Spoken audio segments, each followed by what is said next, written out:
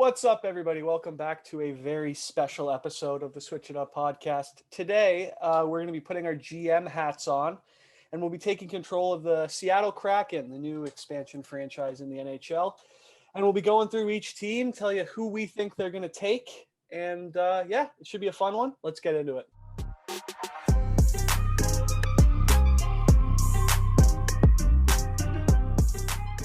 All right, guys. So the way we want to run it this time around is we want to go by position rather than stating every team and who they're protecting and who they're kind of drafting for this draft. So instead of going alphabetical order, we're just going to go goalies first, then onto your defense, and then onto your forwards, the players you took. We're not going into like what players each team's protecting. I feel like that'd be very boring, and no one want to listen to that. I think everyone just wants to hear who we want to draft and go from there.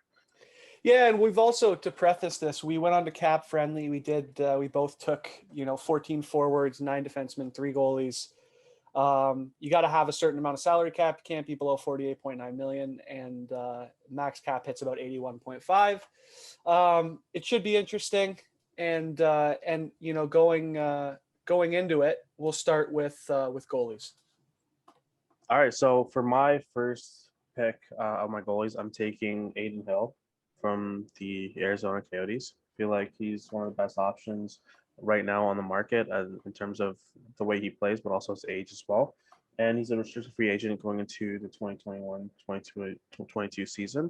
So yeah, the Seattle Kraken draft Adin Hill. Wow, first pick Coyotes. for them. That's a little a tip the cap to the Arizona Coyotes there. I also had Adin Hill, so I won't go into there. I actually took 4 goalies. My second goalie choice was, I think it's very obvious, Florida Panthers' Chris Driedger. He's kind of known to be a guy that Seattle's going after. Everybody seems to want him, and honestly, if he there's a very good chance I see him getting traded beforehand, before the Seattle expansion draft. Okay. And obviously knowing going into this that we don't know who each team has protected, so we're going into this kind of blind. Yeah. But we're giving it our best shot, and I think if he's available, Chris Driedger. So you took Chris Driedger. I stuck with one of the Florida goalies as well. And the way I drafted my team, I'm going more towards like the younger guys, and I actually took Sam Montembeault and Driedger. I feel like he's a younger goalie. He's 24. And he's also RFA at the end of the year too. So going young and then kind of building up from there is what I would want to draft my team or kind of works for Seattle really. So I feel like going a younger goalie with Montembeault, then that'd be the best option. And then I'll quickly say my third one as well. I took Anton Khudobin from Dallas. Yeah, I did too. Okay. And the reason why I took him was he led them to the Cup final last year. Obviously had a disappointing year this year, but he's a veteran goalie out of the 3, and he's a guy that can really, prime up both Adin Hill and Sam Montembeault for Seattle. Yep, fair enough. I also took Jake Allen. I took 4 goalies. I think that the reason I took 4 is just simply because they can either have some for their farm team, they can trade them. If they go young like Montembeault, he would probably sit in the farm system to start when you guys got guys like Jake Allen and Khudobin. But Jake Allen from Montreal, they have to protect Carey Price, obviously. I didn't see a reasonable option, forward or D, that they could take there. So I feel like Allen's the obvious choice. I just didn't think that they would want to take that contract on. 2.8 million. It's pretty cheap. 2.875. It's not too bad. Like 4.5 this year, but next 2 years he's at 2.8. So it's actually like for a starting goalie, it's not too bad. I don't think. But yeah, not bad.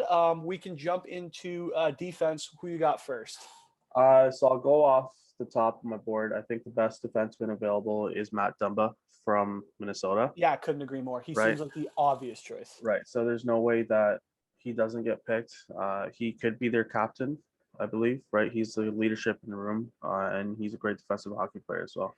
I think Minnesota's in a tough spot because they have to protect Jared Spurgeon. They have to protect a bunch of guys. Jonas Brodin has a no-move clause. Ryan Suter, you would hope they would expose, but he also has a no-move clause, and you're only going to protect 3 defensemen. I feel like with Ryan Suter being old as well, they kind of want something in return for them to kind of take Suter. Oh, for sure. But I mean, if they expose Suter, they could protect Dumba, but they can't expose him because he's got a no move, right? Exactly. Yeah. So that means. But that's what I'm saying. So Seattle, or what Minnesota could say to Seattle is like, hey, we'll give you an extra pick or whatever if you were to take Suter as long as Suter removes his no movement clause. Yeah, that's the thing though, is that contract is so fucking crazy. It's Yeah. so nuts. Like it would just it's just insane. Okay, so jumping into the second defenseman, I think Minnesota actually could probably get something for Dumba if they decided to trade him. I think that would make a ton of sense for them pre expansion because he's a guy Right. that's worth a ton of value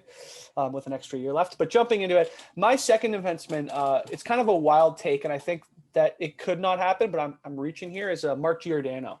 And you hear the name Mark Giordano on Calgary, and you think to yourself, why would they get rid of him? He's their captain. He's like a stud blue liner. He's also 38 years old.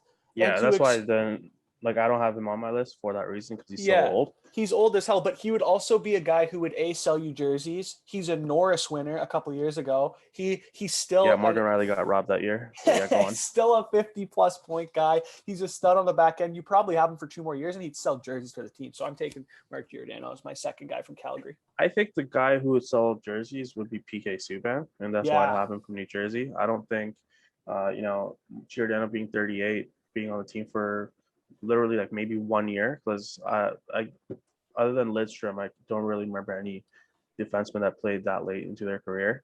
Subban's only 32, and he's not a UFA until 2 years from now. So he'd be a great pickup off in New Jersey, and he'd be a great leader for their team as well. Subban makes a ton of sense simply because you got to meet the cap floor. He's a $9 million contract. Yeah. If you take guys like him and Dumba, that's $15 million right there. So probably sell you a couple jerseys, and on top of that, there's no way Subban makes $9 million the year after that. So you're reaching the cap floor. You get to re-sign him for cheap. It's a win-win if you obviously choose to re-sign him. Yeah. Next up, I have from your Toronto Maple Leafs, Travis Dermott. I think, for me, that makes a ton of sense for Seattle and for Toronto. You just signed him to a brand new 2-year deal. He's locked in at $1.5 million. He's entering the prime of his career. Now, it could easily be Alex Kerfoot. I think the Leafs kind of maybe would prefer they take Kerfoot simply because the $3.25 million cap hit is a lot. But I have Travis Dermott. I feel like so I have Travis Dermott as well. The reason why I have him is I honestly, as a Leafs fan, I'd want to see Kerfoot go and keep Dermott. I feel like he still has a lot of potential. He definitely has a lot of potential in his play in the next couple of years. But with him signing that 1.5 contract, how do you not take a guy like that? I know. If you're Seattle. That's the thing. It's like there's more upside there for very cheap price. And I think that kind of it lures him in more than it would have before this. Mm-hmm. So I think that'd be interesting. But yeah, defenseman number 5, who you got? So like I said, I'm just going to go kind of like from like the older guys to the younger guys, because I did take a lot of younger guys. So the next older guy I have on my list is Brett Kulak from the Montreal Canadiens. Interesting. He has his size on their back end as well, and he's a decent defenseman, and he definitely has a higher ceiling of growth as well. And there's someone, or having Dumba and PK Subban on as their first line pair, they're the guys that can prime up the rest of the guys on my team right now. Yeah, I think that's not a bad pick. I obviously took Jake Allen, so I don't have any Montreal Canadiens in my lineup. But for me, defenseman number 5 is a very strange one. It's from the Winnipeg Jets, Logan Stanley. Okay. Now, he was a first-round pick. He's 6'6". He's a stud, and he looked pretty solid in the playoffs. Yeah. So the reason I have him is because if you're Winnipeg, you have no choice but to protect Neil Pionk. You have no choice but to protect Dylan DeMello because that's your top pair. And then it really comes down to Logan Stanley or Josh Morrissey, and I protected Morrissey. And I also feel like his contract's to the point where you would have to expose him and waive his no move. So Logan Stanley is who I exposed. Yeah, and I feel like if he's exposed. Yeah, and he's only 23 years old, right? Yeah, so exactly. That's my Winnipeg Jets player that I'm taking as well as Logan Stanley. And then moving on, I also have Eric Cernak from the Tampa Bay Lightning. He had a phenomenal playoffs this year. Great player. He's a great player as well. Watched him in Erie as well. When he played for the Erie Otters, we watched him a lot there as well. Yeah. Him being in the lineup, I feel like he'd be a perfect second line pair with someone else that I'll say later on. But he's someone that can really grow and learn off of Matt Dumba and PK Subban. See, for me, this might be jumping the gun. I think there's so many better options on Tampa just because they're so cap strapped. Right. So I took a forward on Tampa that I'll get into later, but they had guys available like Yanni Gord or Tyler Johnson or just some like rather big names that you probably couldn't get most places. Right. Right. But I do think Cernak's an incredible defenseman, so it's going to be No. interesting to see. Tampa, I think in this expansion draft is going to be the most interesting pick of them all. Yeah. But going on to my my sixth defenseman, I took Danny DeKeyser from the Detroit Red Wings. Okay. I think he's a little bit older. He does have a no move, but I do believe that he'll waive it to get. I feel like getting out of Detroit's kind of a given. He's got 1 year left at $5 million. He's 31, and he's a pretty good stud on the back end. These defensemen that Seattle has the ability to take is like a top 10 defensive team in the NHL. Yeah. Like if they draft these guys, it's incredible how good they're going to be. No, for sure. Like it would be a great defensive team as well. Yeah. The reason why, so I think Tampa is going to be a great pick to watch as well, but also Colorado too. Yeah. So looking into Colorado, I have them taking Ryan Graves. Interesting. He's also a great young stud defenseman. Man, if they didn't protect Ryan Graves, I would be shocked. He's Cal McCarr's partner. Like I feel like they have no choice but to protect Ryan Graves. Well, there's so many great defensemen on their team and forwards. So Devin Taves would be a good one. Right. I mean, you can only protect 3 defensemen. For me, it would probably be McCarr, Graves, and Devin Taves, but you could easily go different than that. You could protect a bunch of different guys. Yeah. So, yeah, it'll be interesting to see. And for me, I had my next guy. I believe I have 2 defensemen left. My next one is Brady Shea from the Carolina Hurricanes. He has a no move. He's a lefty. They just got him for a first-round pick.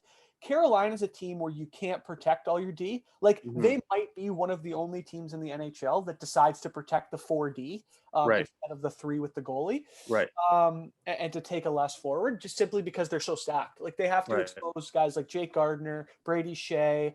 Obviously, if they lose Dougie Hamilton pre-draft, like if somebody is so they'll protect him, right? They might be able to protect him, but under these circumstances, I'm going Shea. He's 27. He's in the prime of his career. He's making $5 million. He's a stud. I would take him if he's available. Not bad. So my next defenseman, I have Caleb Jones from the Edmonton Oilers. Again, another young guy who has a lot higher ceiling. He's a big guy too, so he's great defensively. And he's a left shot defenseman. Obviously, like in the NHL, the goal is to get many right-hand Ds. And my 3, I think I have 3. Yeah, I have 3 right now with PK, Matt Dumba, and then Eric Cernak. And I feel like that's good enough for the right side of my 3 defensive lines, and then the rest are just fill-ins really. But yeah, Caleb Jones from Edmonton Oilers. Not bad at all. I have, I think my second last defenseman is Marcus Peterson from the Pittsburgh Penguins. Okay. I think he'd be really solid. I went back and forth between him and Michael Matheson. I think they're both very good. I do think Michael Matheson gets protected just because he's 27, his ceiling's a lot higher, and he's a pretty solid pairing for Letang. So I feel like he's pretty solid. But yeah, I went with Peterson. I think he's a solid right-handed defenseman. He'll be, a great pairing, probably a third pairing guy for very cheap money. And already spent $9 million on Subban and $6 million on Dumba. So I feel like you got to kind of lower the contracts now. Right. So I have 2 more defensemen left. I took 10 in total. Oh yeah. And 3 goalies. So my second last defenseman I took was Vince Dunn from the St. Louis Blues. I also took Vince Dunn. He's also, kind of like a no-brainer as well off of the defensemen that are available right now. So, having him onto this core that we have for our defense would be a phenomenal add for Seattle as well. I think Vince Dunn is kind of a given simply because I know they were trying to trade him at the deadline. Right. And so for him, it's like you're going to get a move. You're probably not going to get anything for him. It makes a ton of sense that he would be taken, and I think it would be kind of a gimme pick. My last defenseman I had was Jakob Zorbril from Boston. Yep. See, and the reason I had him was simply because there's a lot of guys you could take from Boston, but he's 24. He's a bust first-round pick. They had that year where they had 3 first-round picks in a row, 13, 14, 15. He was one of those guys. He never really panned out for them. I still think he's 24. He's on a minimum contract, and he's got a lot to prove. And he's an RFA you can get for cheap, and I think that's important when you got guys like PK and Dumba there. Yeah, and that's my final defenseman I took on my list as well. Perfect. So getting into forwards here, I got some pretty controversial picks that are kind of off the board a little bit that I think if you're following the expansion draft, you might disagree with, but I'd love to hear if you do disagree. My first forward is from the Nashville Predators, Matt Duchene. And again, you hear Matt Duchene's name and you think to yourself, that doesn't make any sense. He's a star. They went out of their way to sign him to this crazy long deal for a lot of money. But at this point, he seems like an overpay. And I think when you can get star power like Matt Duchene, when you're an expansion franchise, it's going to come down to the fact that he sells jerseys. He can be on your top line. And I think if given the minutes that he's getting in Nashville on a new team in Seattle, I think he produces a lot more offensively than a defensive-minded team like Nashville. So I think Matt Duchene is a Honestly, yeah, that was pick. probably one of the harder picks to kind of pick off of Nashville, and I went the Matt Duchene route as well.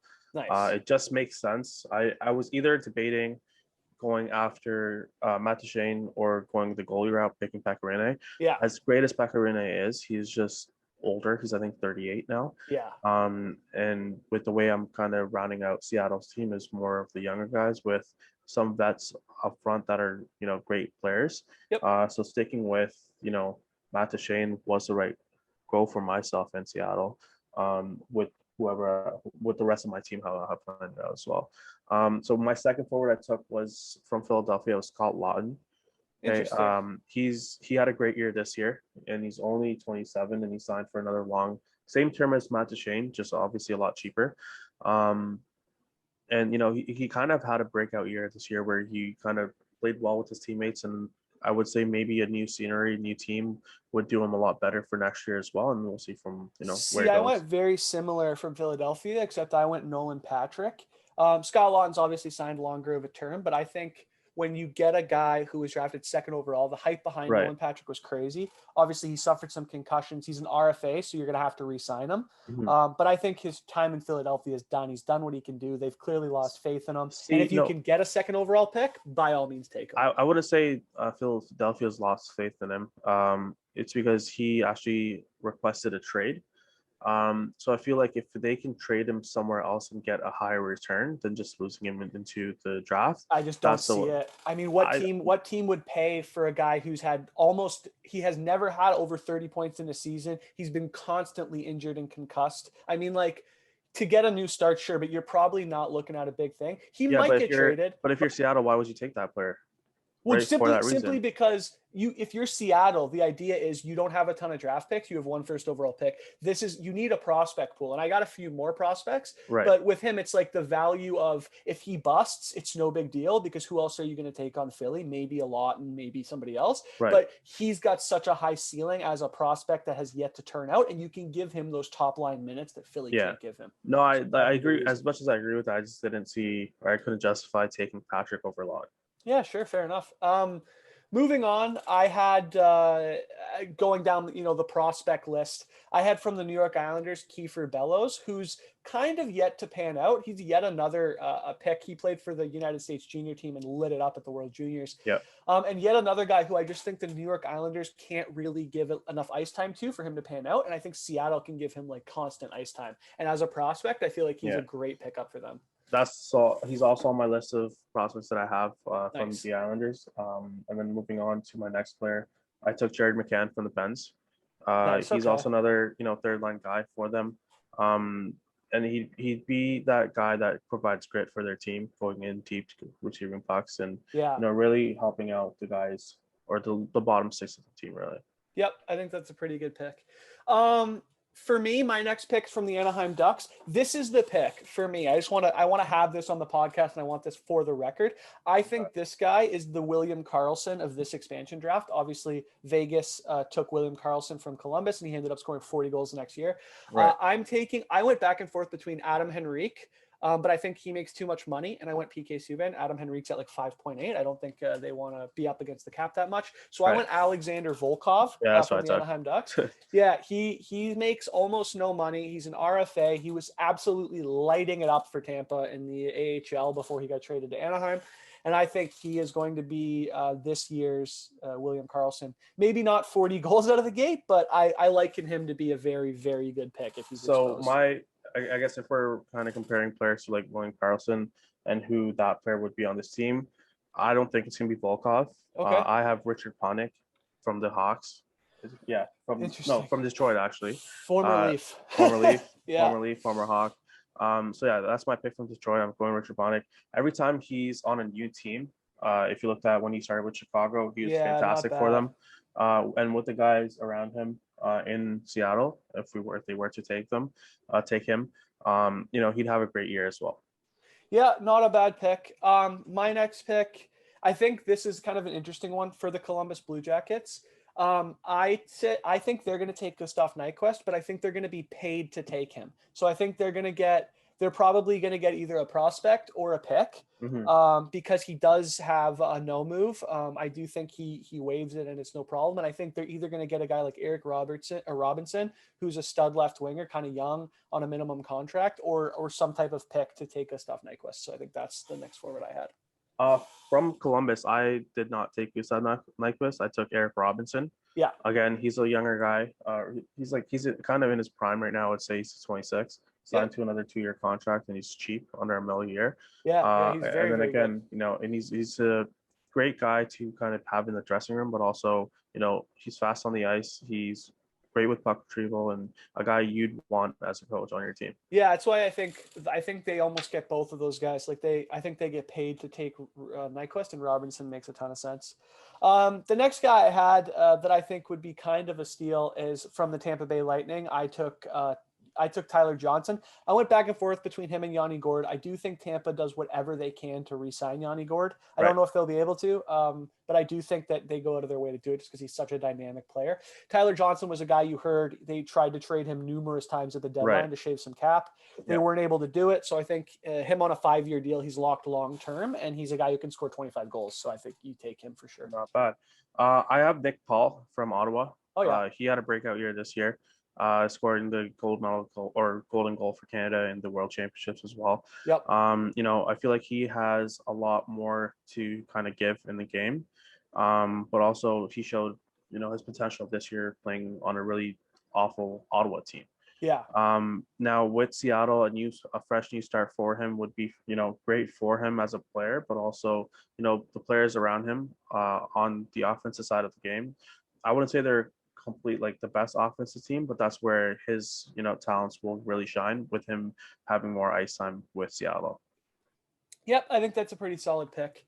The next guy I went with from the Colorado Avalanche, I know you took Ryan Graves, which if he's available, Seattle, if you're listening to this, take Ryan Graves. Yeah. But Valerie Nichushkin, he can play both sides of the wing. He was, again, another former first-round pick. He's 26. He makes like $2.5 million a year. He can play on both sides. It's probably around a guy like a Matt Duchene type. Doesn't make a ton of money, and he's a dynamic player. So if he's available, I would steal him from Colorado in a second. Not bad. I have Matt Nieto from San Jose. Okay. He is hurt right now. But he's not out like long term. Sure. So he will be back probably for the start of the season, I want to say. Yeah. But also if he is on the IR long term, then he can go on the LTIR and save them some more cap space, so they can maybe sign someone worth more from anywhere else. But also he is a great two-way player that played with San Jose, so having that on the team would be perfect for them. Yeah, I don't think that's a bad pick at all. Grit and grind kind of guy. I'm kind of going back to the prospects here because I'm trying to take guys that I know will be able to kind of go to their farm system as well. And obviously they'll have a bunch of draft picks coming out of this year's draft. But I went to the Buffalo Sabres and I took Rasmus Asplund. Yep, I have he's that on 23. My team as well. Yeah. He's a center, or he can play center. He also plays the wing, but he's really good. He's an RFA, so you'd have to get him to re-sign. Right.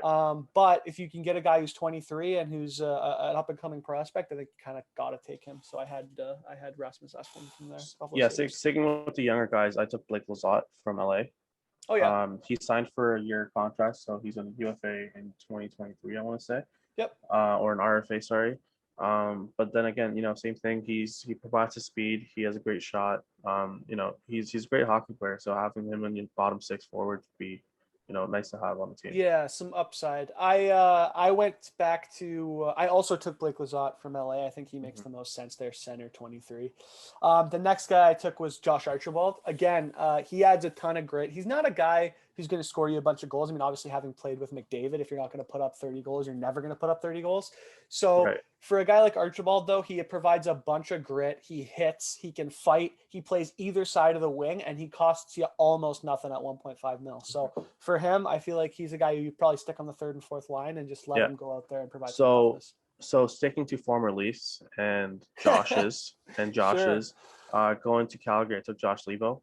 I know you took Giordano. I just don't see them taking Giordano. Him being a 30-year-old just does Think not of the make any sense Giordano, whatsoever. Subban, Dumba, Shea, though. That is just electric Yeah. defense. Well, speaking of like Giordano and Brady Shea, like I took Josh Levo from Calgary and I took Jordan Martinook from Okay, Carolina. so very different. So those are my two. Yeah. So I went the different route.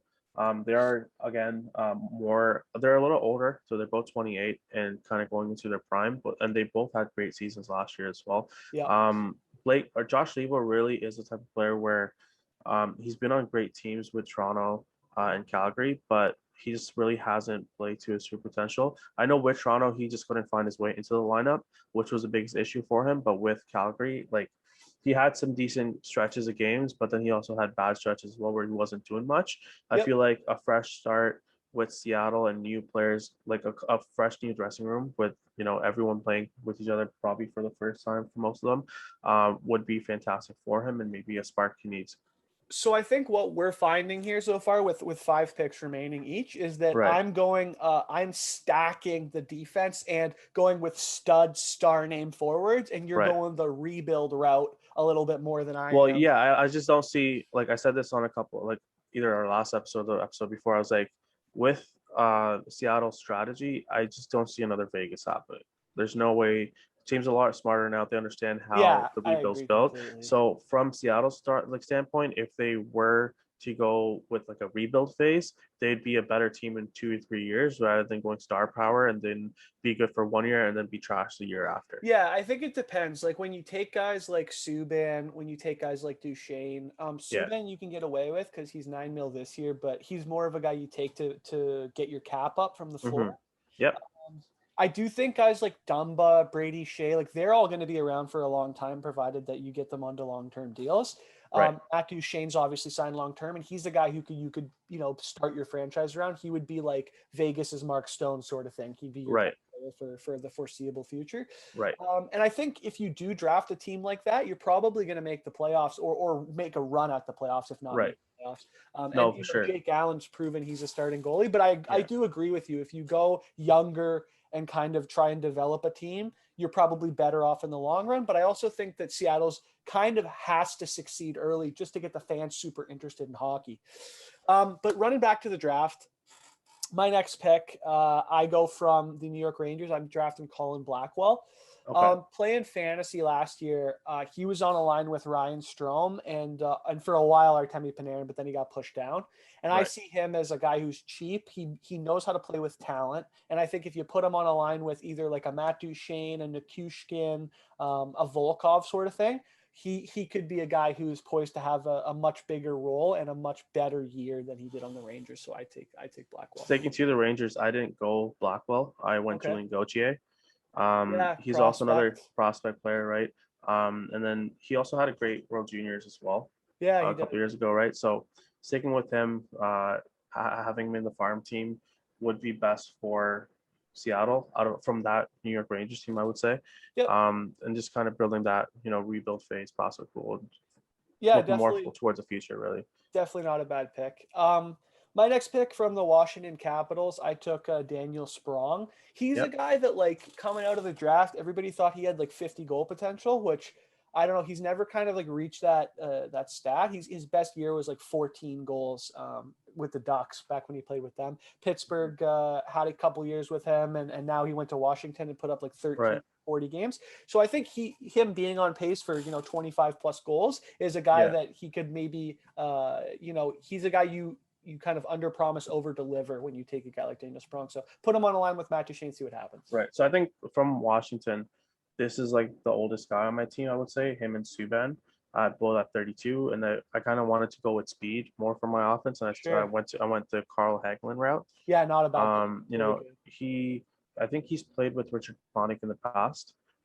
So their chemistry there, both of them together on a wing with Matt Duchene as their center, that'd be a great first line for Seattle. For sure, yeah. I don't know. It's one of those things where like you almost, I don't know if I put Panic on the first line, but at the same time, like if you have chemistry with those guys that played together, you might give it a shot and see what happens. But Right. yeah, a very good pick too. I don't hate that at all. Hagelin provides. He's played with talent his whole career. He provides a Yeah. bunch of stuff with, the Ovechkins of the world and the Crosbys, obviously. My next pick, I went with another guy who provides a crap ton of toughness, and Zach McEwen from the Vancouver Canucks. I Okay. think he's physical. He's another Josh Archibald, and I'm trying to reproduce that fourth line that the Islanders have with Clutterbuck, Martin, and just give you kind of a goon line. And I think Right. that Archibald and Zach McEwens of the world will absolutely provide that. So Not bad. So with Vancouver, I took Jace Harlock.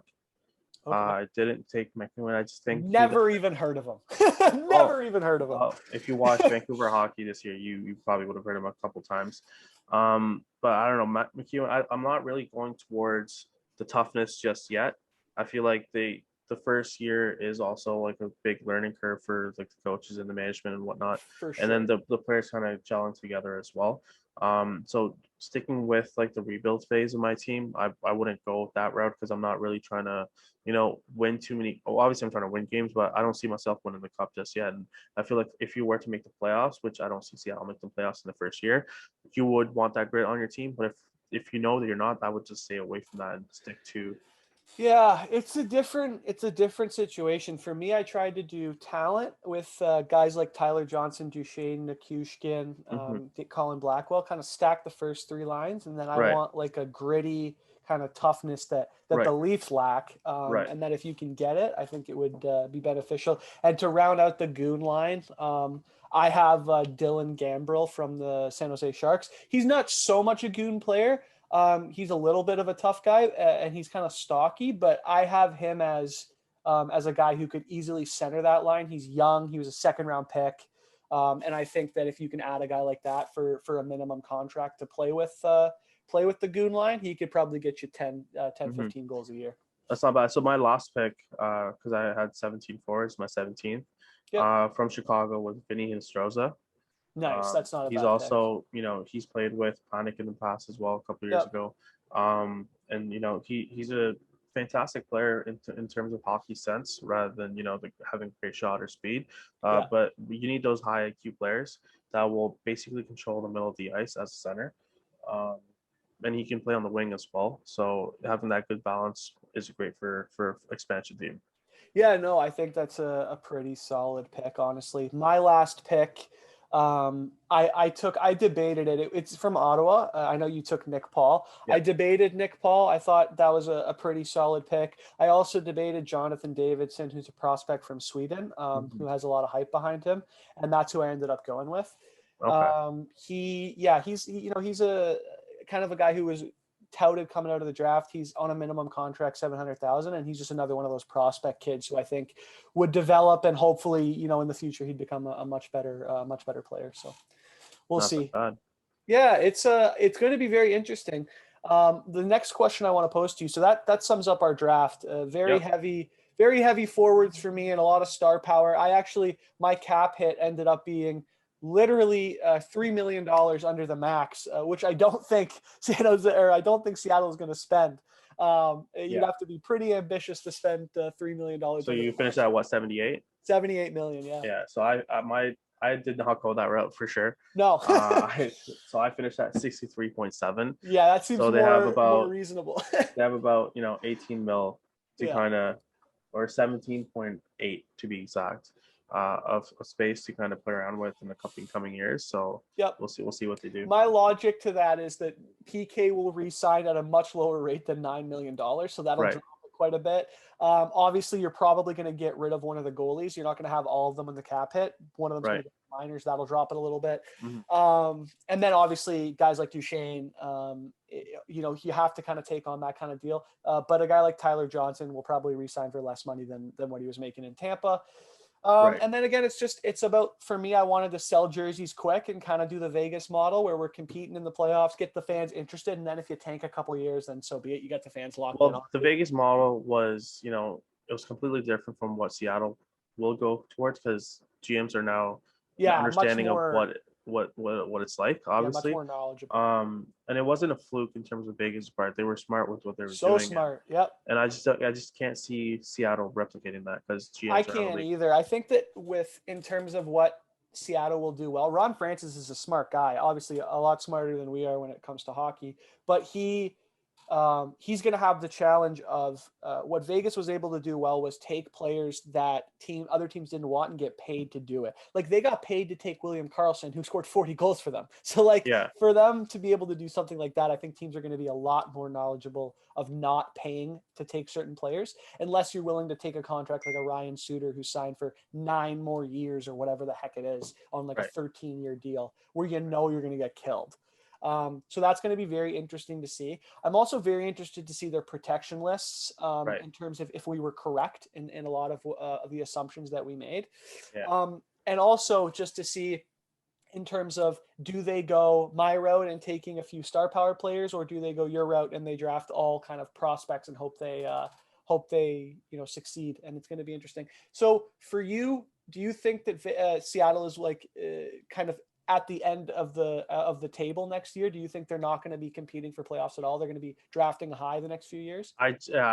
So the thing with that is I don't see them competing for the playoffs at all. Obviously, as players who want to, but there's only so much that they can do in terms of taking players from other teams, because now there's a strategy behind protecting players and who to give up and what to kind of trade after. There's no See, with Vegas, they were the ones that were kind of manipulating everything. Yeah. Whereas now Seattle can't really do that because it's already happened once before. Exactly. So I think you're right. It's easier for teams to adjust around that, and I don't see Seattle make them playoffs for a couple of years. And that's why, for me personally, the way I drafted my team right now is for that rebuild reason. Because if they do finish dead last this year, then you have a shot at Shane Wright next year. Yeah, for sure. And then if you finish dead last again next year, even with Shane Wright, you have a shot at Connor Bedard. So or Michal Michikov, it's going to be the whole whoever, right? So the whole other thing. Exactly. So that's the reason why I just don't see them doing so well. And if that does happen, where they go Shane Wright and Bedard for somehow get both of them, then they're a fantastic hockey team in 3 years. Yeah, for sure. Very young for sure. But that's where in the trade deadlines you get the veterans in your team and kind of go from there for the playoffs. Yeah, and before we end off here, hope you guys enjoyed the mock draft. But before we end off, another thing that they could easily do, which I don't think is talked about enough, is if they're paid not to take certain players, a lot like Vegas is, they could easily go the free agent route, right? They have so much cap space. There's a ton of free agents this year, specifically because teams are very close to the cap because the cap's not going up due to COVID. So almost the perfect time for a new team to come in, because they could go after guys who, aren't getting offers, like a Zach Hyman, for example, or guys that'll provide you a lot of talent that you wouldn't otherwise be exposed to getting. And I think if you draft a team like you did, like a prospect heavy team, you could easily go out and sign some Jersey talent that'd sell you. Well, yeah, that's why I have 18 or 17.8 mil in cap space. So when free agency time hits, there's so many available players right now. Like obviously it's not going to happen, but you have Ovechkin as a free agent. He's not even a free agent. That's just that's a formality. I know. Well, like obviously that's a given, but like, can you imagine? Yeah, 17 million a year. Here, Ovi, take it. 17 mil. He's a member of the Seattle Kraken. You'd never pay him 17 mil. I don't know. Would you? It's Ovechkin. No. Are you kidding me? No chance. Come over to Seattle for one year to sell jerseys? He'd sell every jersey ever. That'd be nuts. But no. He'd be absolutely that'd be crazy. Like, imagine. Oh my God. It'd be absolutely insane. Would be nuts. My whole thing too is there are teams that I do believe would pay to not have players selected. Like Carolina would be one where I think if you said to them, hey, give us a 3rd round pick, give us a 4th round pick to not take a guy like Brady Shea, the top 3 teams that come to mind would be obviously Carolina, Colorado, and Tampa. Yeah. I'm really kind of curious to see who or what Tampa does and who Seattle takes from them. Yep. And then obviously with the Leaf situation, I would personally love to see Travis Dermott stay. Yeah, me too. But Kerfoot leaving wouldn't be the best or wouldn't be the biggest deal for the Leafs, but also him staying is great as well, having a solid 3rd line center. But as a Leafs fan, obviously that Kadri's trade still hurts, but it is what it is. I have one question before we end it off here. In terms of pivoting from the expansion draft to the Leafs a little bit here, just because we're the biggest Leaf fans. In terms of free agency, in recent weeks, we've seen a bunch of names floated around. I think we can both agree it's likely Zach Hyman's no longer a Leaf now, or No. at least it looks that way. Yeah. So provided he goes, and let's say that Kerfoot gets taken by Seattle, it Right. does give us a little bit of cap space. Yeah. Of these three guys, who would you most like the Leafs to sign or trade for? Philip Forsberg, Taylor Hall, Tyler Bertuzzi, Connor Garland. Pick two of those four. Well, obviously, I'd go Forsberg and Taylor Hall. They're the best offensive talented players, but I just don't see that happening ever. Only Yeah, reason no. why it's because you're going to want to sign them long term, Yeah, but they you would won't be able want to. long-term money. They would want exactly, but you won't be able to with the cap situation. Yeah. I think okay, let's say that you do. Obviously, Hyman's gone, and then you're losing Kerfoot to the draft, Yep. to the expansion draft. If that does happen, you have maybe 10, 12 million in cap space, Yeah. right? And then if Freddie's gone as well, right, on top of that, then you have about 16, 17. Yep. You need more assets as well around Forsberg I and agree. Taylor Hall. Yeah. So there's no way they sign to like a $6-7 million deal per year, obviously for long term, let's say 4 or 5 years, and then you having 3 million left to kind of fill the rest of the spot. I think this is a defining year for the Leafs in Yeah. terms of free agency. Like if this year goes poorly, I think we're in Yeah. real trouble for the future. If they can get Phillips Forsberg and a Bertuzzi, that'd be fantastic. Or if they can get both Bertuzzi and Connor Garland, even better, because that's a perfect third line right there. And also, I think like Philip Forsberg is going to cost you a ton. Like I imagine it would be a guy like Rodin Amirov, like our first round pick, plus an additional first, plus a bunch more. Like because he's not a free agent, right? He's still, you'd have to trade for him, and he's a stud.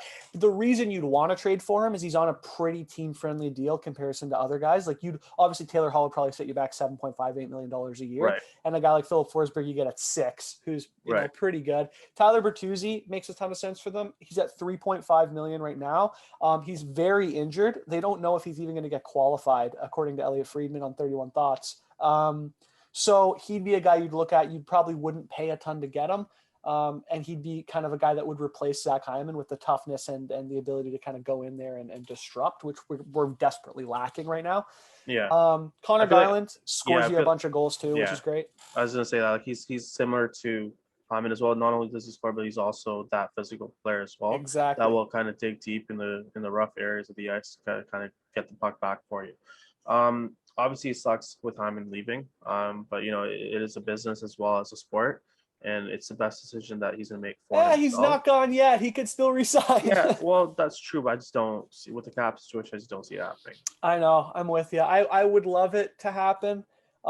Just as I would love to see Freddie back, but I mean, obviously with reports that he wants $5 million, there's a smelly of Freddie. Well, it's also Traeger saying that, so it's always almost false. I do see it though. Like he has never really made a ton in his career, and for him, it's like he was probably looking at like if Jack Campbell never comes into the picture and Freddie plays the same as he did, he's probably looking at like 7+, and now obviously with him being replaced by Campbell for a while there, he's got to look at less. I think the best thing Freddie could do for himself, really, because he had a really terrible year, would be to sign like a bridge deal with Toronto, obviously a lot less than $5 million. If he's willing to take that for 2 years and then really trying to win the net back from Jack Campbell. If he wins the net back, he gets paid.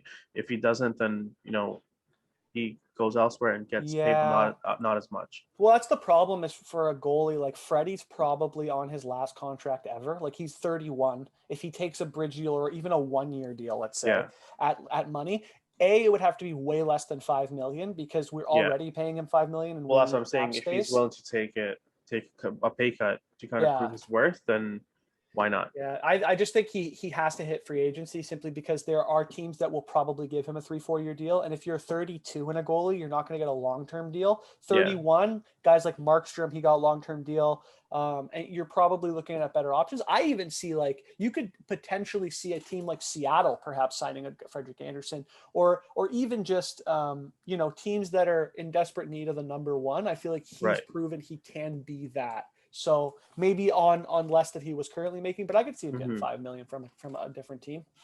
We'll see. I mean, wherever he goes, obviously wish him the best, and that's another jersey to my collection. I know, obviously, it's crazy. So we'll go from there. Yeah. Yeah. All right, guys. Well, appreciate you listening. Let us know your thoughts on the expansion draft. If we made any picks that you think are terrible, or picks that you think are good, and we'll see how it breaks down Yeah, in the 21st. we'll have it all on our Instagram as well. We'll have like a graphic Absolutely. of Jake's team and my team, and then you guys can kind of talk to us through our Instagram in the comment section Vote and who's see. got the better team, who's You got it. going to win it all, who's going to win it all sooner, and we'll see who's more right come the 21st. And we'll talk about it on our Instagram. Thanks for listening, guys, and we'll see y'all next week.